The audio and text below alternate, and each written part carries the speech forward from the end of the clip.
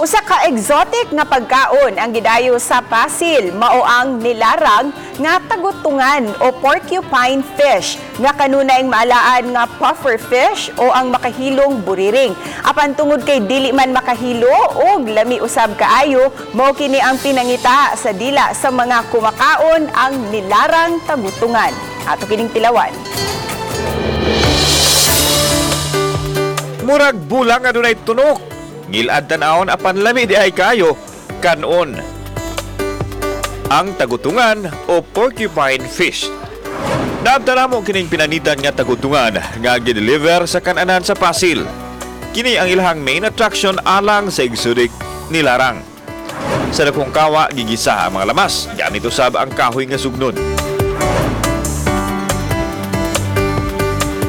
Dayon gilunon ang tagutungan o gisabuan dayon gitimplahan. Pila man ka oras ni maluto nga lami gyud. Ako kanang mga media gyud so iniglunod mawag ni siya ako. Pipila ka minutos. Wow! Matilawan na ang lami ang tagutungan. Maura kini ang tuyoon ug aray sa mga tao.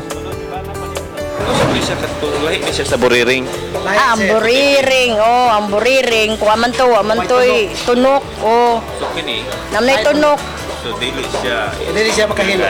Dili makahilo ka ng tanan na ni makaon. Ultimo niya ang tunok-tunok. Ang ilahanan nga usa kini katagutungan naa kini mga tunok.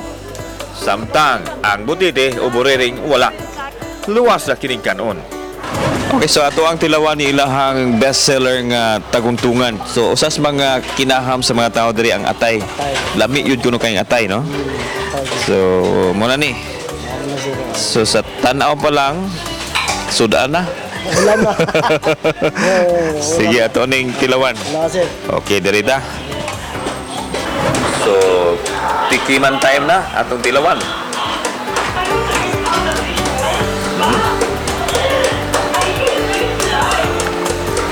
Lahir aja, lami muna ilang gidayo diri sa mga galing taguntungan. Mataguntungan man o bisan unsang isda basta adunay sabaw o nilarang sa mga bisdak mao gyud ang kinaham. Kauban si John Sulon, kini ang akong short docu.